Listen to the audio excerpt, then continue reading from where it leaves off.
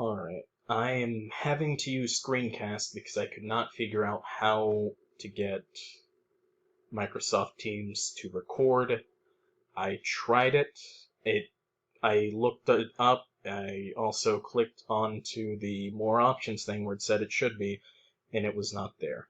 Now, I'll go ahead and get started on my project. Now, what I figured I should go over, at least in the presentation, would be some of the changes that I made, because here you can see the fill 2D random that I added to the utilities.c. Because if I left it as it was, it would have just filled it with either ones and zeros or just incrementing numbers depending on which fill I had it used. So I had to have it with a new fill function. That way it would fill in the correct random variables and everything for it. Now, the second thing I had to change to utilities was that I needed to add in a function that would do the matrix multiplication, at least the serial version of it. Because here you can see it has the sum, and then it goes through, with these two loops, it goes through the different elements of the C matrix, and then the loop inside of that is what allows it to go through both A and B, where it's just using the same thing, since when it's going through row J for the one, it'll be going through row I for the other one. That way it can just multiply everything together. Well, multiply the two elements together, add them together, and then by doing that over and over, that's how you would get the sum for that. Now, here is the main section of the matrix multiply serial. Now, it's a rather easy function, or a rather simple function, because it basically does everything that the print 2D would do, because here you can see the very end of the f reads, which after that it does its stuff completely differently, because here you can see it has the calculation start time and everything, which I had there as a simplified version of doing it for the p-threaded version, because I first started with I first started getting the time data on the matrix multiply serial version just as a example, and so I would have a reference as to how to do it for the p-threaded version. So here you can see that the calculation is just around the function call to mm serial, because that's where all the calculations are taking place. And then after this, it does the writes that it has to put matrix 3 into the third file that it was supplied with, which is why you can see here fwrite matrix 3, the size of it, the size of the stuff that it's inputting, and then which file it's going into, and then it just closes everything, and then there you can see the end where it's get time, and that's because that's the end of the file IO section.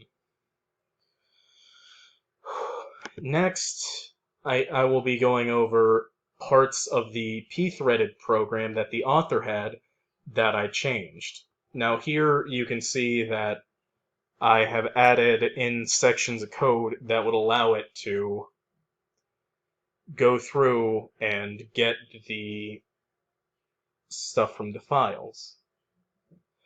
Because here you can see that it's creating 3 files that aren't initialized, that aren't exactly set yet, and here you can see it checking if the file can be read or not. I mean, if the file is null or not.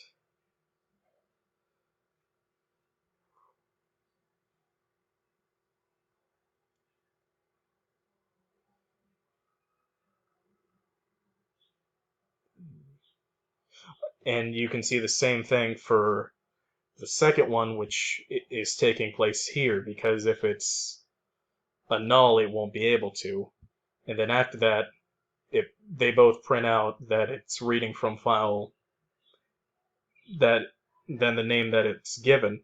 And then here you can see that it's opening up the third file to be written to.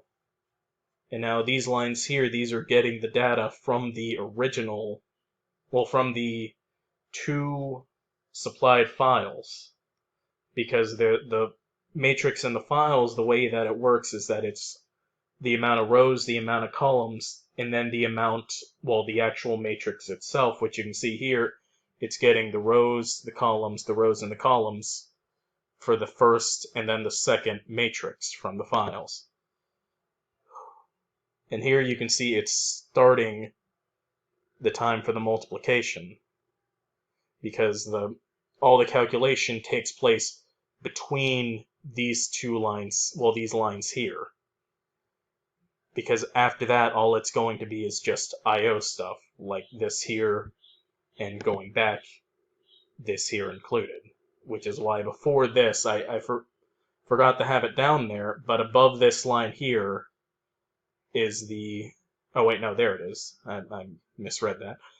Right here is the start time for the overall program. And now here you can see the changes that I made to the program itself. That way it would be able to work with any value of m. Well, n, m, it's the same thing, because the way that this program is made is that, or at least the way that I've been doing it for the tests, is m is equal to m, so it's a m by m or an n by n matrix by a n by 1 or an m by 1, depending on which one you feel like using, because I was doing it with a square matrix, although it can work with a non-square matrix. But here, though, you can see that I changed the location of the local m line of code just because with us using the macros instead, that line basically just doesn't get used, so I moved it instead to where it could be used for debugging purpose. Because these macros here get the correct value, whether m is divisible by the thread count or whether it's not divisible by it. For example, with 4 and 14, with the original version, if you had 4 threads and m was 14, it wouldn't work. However, with this version of the code, it will work.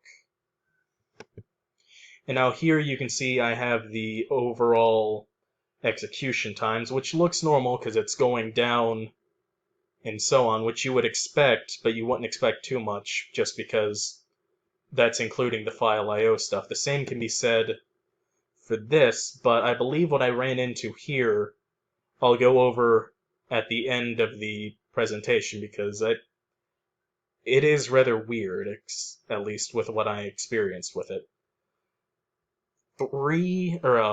Overall execution time for n equals 45,000. That one came out much like you would expect it to, where it just continually went down. And the execution times,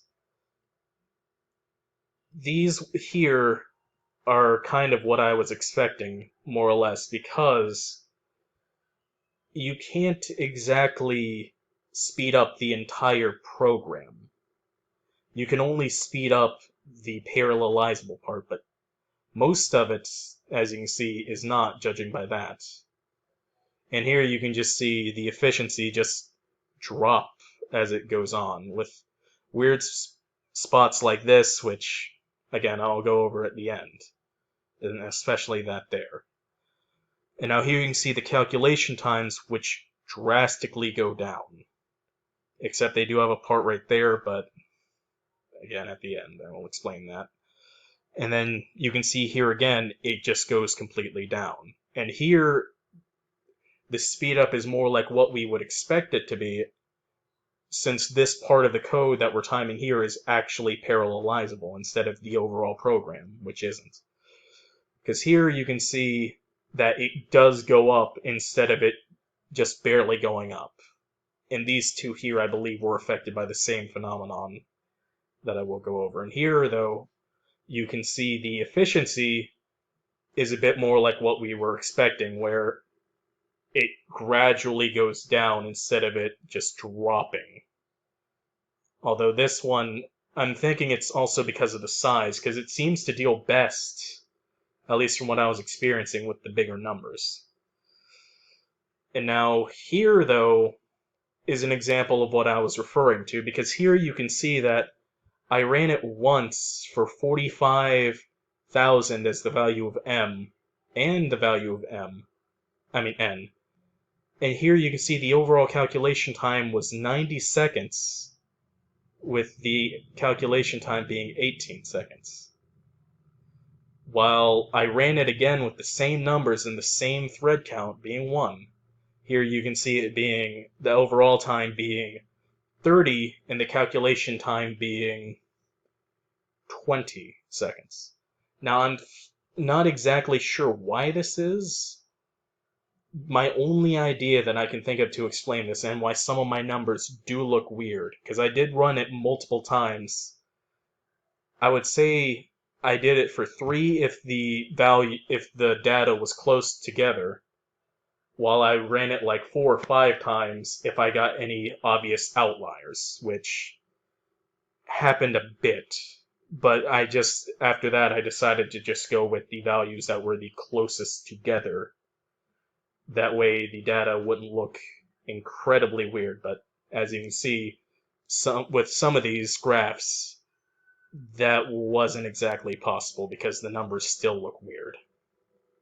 Anyway, though, that is the end of my presentation and everything I went over on this.